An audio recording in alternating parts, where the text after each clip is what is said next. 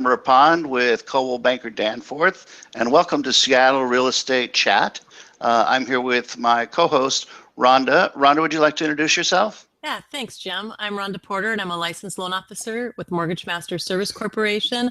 I'm also author of the blog, The Mortgage Porter. And today we were going to be talking about the new FHA regulations, which are really more about the underwriting part. Rhonda knows much more about this than I, but I think this is probably going to end up affecting how condominium associations qualify for either re-upping their certification or getting certified as being FHA approved anyway. Is that right, Rhonda? It's basically, yeah, and it's really more geared towards FHA condos, as far as I understand it, who already had been approved with HUD, but then let their approval lapse. And right. so it's going to be a little bit easier for them to get reinstated. So what are some of the changes that will make that easier for them? Well, one of the probably one of the biggest changes is that they will is how they're going to calculate the owner occupancy ratios, because at least 50% of the units must be owner occupied, or I believe it's 51%. And under current guidelines, or before this was issued, this mortgagee letter on November 13th, it was just pretty much black and white. A unit was either owner occupied or it wasn't. And so if it was like a pending sale, that would be counted as not being counted as owner occupied. But now if it's a pending sale and you can, show that the person is going to be occupying the unit, that will count as an owner occupied unit. So so that's kind of like good news for that, to allow more units to be counted as occupied. Well, what about if I own it, but I have it rented out to my brother or my cousin or son or something? Yeah, that's not owner occupied. Right. Yeah, so they wouldn't calculate that into that situation. So that would be a non-owner occupied unit. What if I own it, but it's more of a vacation home and I don't spend the whatever that would be 6 months and a day for it to be primary, but I'm there 2 or 3 months a year or a few weeks a year? Or maybe a vacation home that would be, say, like a condominium near a ski resort that I might use just a few weeks out of a year. I'm 99% certain that if it's a second home and it's a vacation home, that may count as owner occupied now. Yeah, that's my understanding too. Yeah. And that can make a big difference in some of these resort communities like Lake Chelan or, well, Whistler's in Canada. But you get the idea. If you had a place up in Alpental or something like that, in the past, that was definitely, you had to buy that as a second home and use non-owner occupied financing, and FHA wasn't an option. Right. And FHA is a great option for home buyers too. I mean, it does, it has higher loan limits and, and a reduced down payment. So, from the Seattle area, it is worth condominiums to renew their FHA approval or to start the approval process, which, I mean, it's not a fun process or an inexpensive process, but I do think it's important, if they are in a price range, which, 2015 loan limits for FHA for a single family dwelling is $517,500.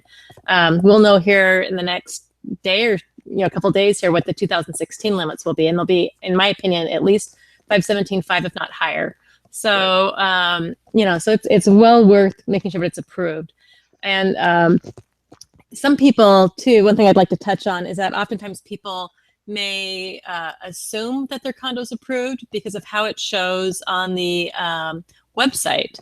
And so like I'll deal with home buyers all the time that'll say, yeah, we're getting ready to make an offer on this condo and they're FHA approved. And I'll say, well, is the condo approved? And they'll say, oh yeah. And you look on the website and it doesn't show that. But Jim, can you show the screenshot for me on what the website looks like? Let's see. Can you see that? Yeah. So that's kind of, if you Google FHA approved condo, you'll come to a website that you can enter in the state, the city, and the zip code. And I wouldn't get like too fine tuned down to a condo name or anything like that, but it'll show all the condos in that area. Oh, there you go. That's what it looks like if you Google it for an FHA approved condo. And so you have to have in the state, and then you can put in the other items are optional, but you can, at least putting in the county and the city will help narrow that down for you.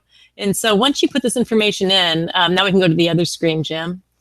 It'll give you a list, and you might want to put like zip code too, might be helpful as well. But you can see that, it looks like if you scroll to the right, and you can see like where it says status, and it says approved. So you might like assume, all right, this condominium's approved. But if you go further down, you see in the red, it says expired. And so it's for condos like these where they've lost their approval, or their approval is now expired, their status, that this new regulation or mortgagee letter that took place on November 13th is really going to be beneficial. And it's also my understanding this is a temporary procedure that FHA is doing. So I believe it's good for like 1 year. So, HOAs will want to jump on this and get their condos back into approved status. Right. Yeah. Now, I had heard that this was, it is a temporary law, but that was more of a political thing.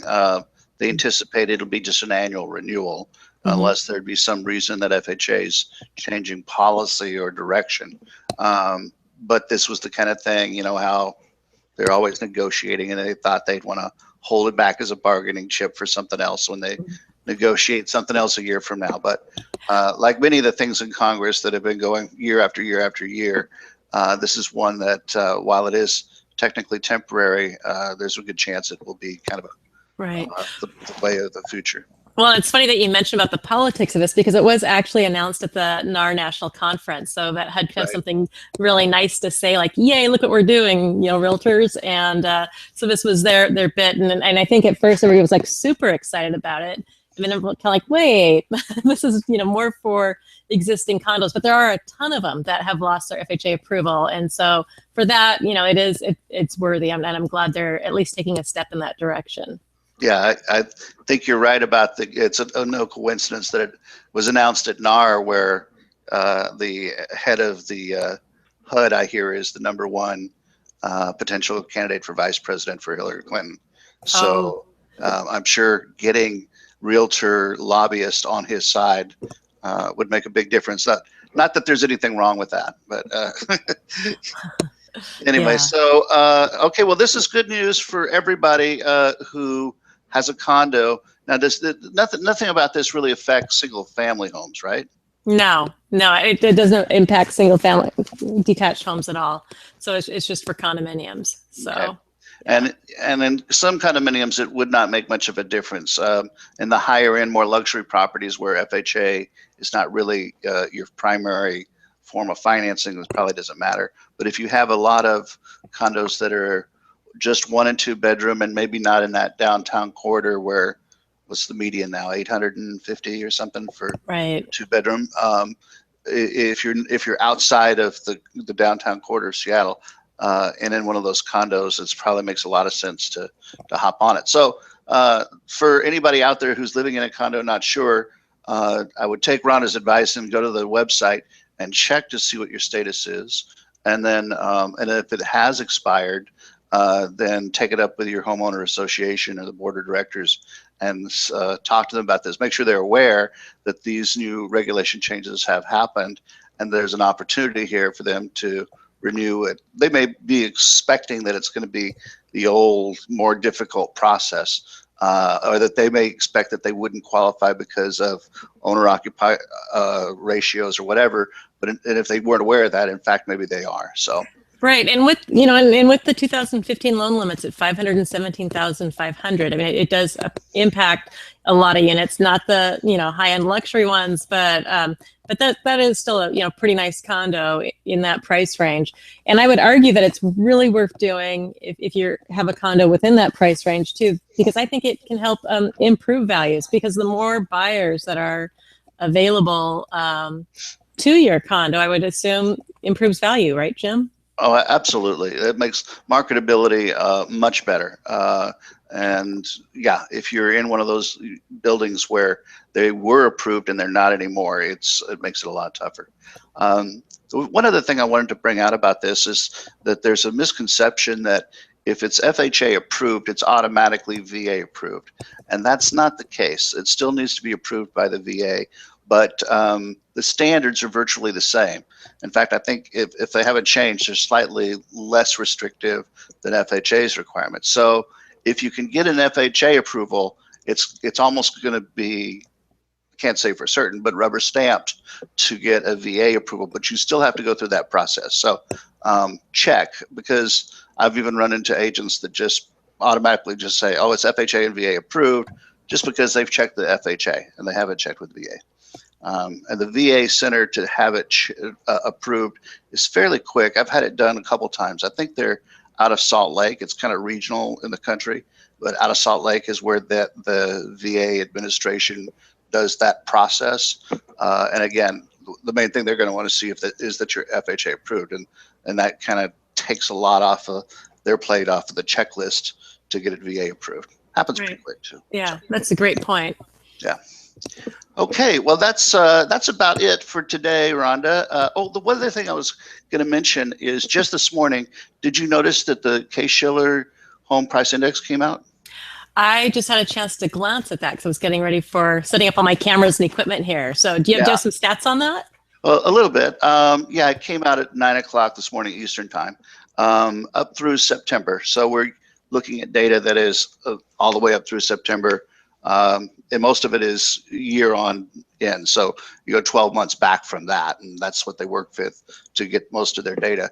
We are sitting at the fifth most expansive growth in home sales in the nation in the top 20 metropolitan areas. So that's about where we've been before. We've been a little bit higher. We've been the third, and we've been a little lower, but we're still right at that 75 percentile. I mean, we're at the top quarter of metropolitan areas in terms of growth.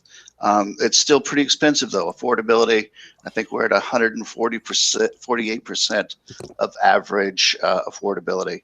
So that's high. What does that mean? Like, how does that translate, Jim?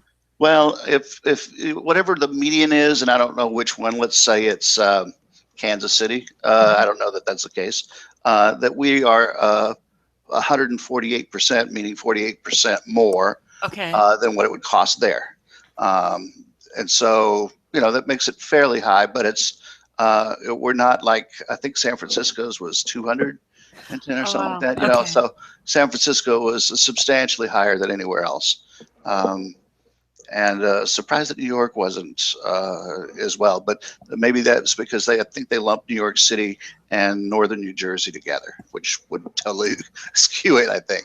But at any rate, yeah, so I have on my blog site, the seattlespecialist.com, some data on it, and I'll make sure to put a link here to the Case-Shiller report page so that people want to look that up. We are definitely way above where we were at the, from where the lows of 2012, I guess it was March 2012 were the lows, and the highs were in 2007 and 8. We're higher than where we were when we were at the highest point at the bubble, but we're still growing, and there's just a huge amount of anticipated growth in just about every city. Right. Anyway, so, okay, well, I guess that's it for today. Shall we do one more before the end of the year? I think we should. Okay, let's do like that. Like an end of the year wrap up type thing? Yeah, so, and we always like to take a holidays, Christmas, New Year type of break and get going again in January. Have a couple of surprise guests coming on in January. I haven't had a chance to talk to you about them yet, but one of them. That's truly the definition of a surprise. Yes, but people here in the local area that are involved with some interesting new websites, real estate related websites that are on consumer level. So great. Anyway, yeah, that'll be fun. So thanks everybody for joining Seattle Real Estate Chat. You can hashtag us Seattle RE Chat or let's see, where else can you find us? Rhonda, what's your website again? Oh, well, I'm at mortgageporter.com. Okay. And then I'm over at seattle-realestate.com if you want to contact me there.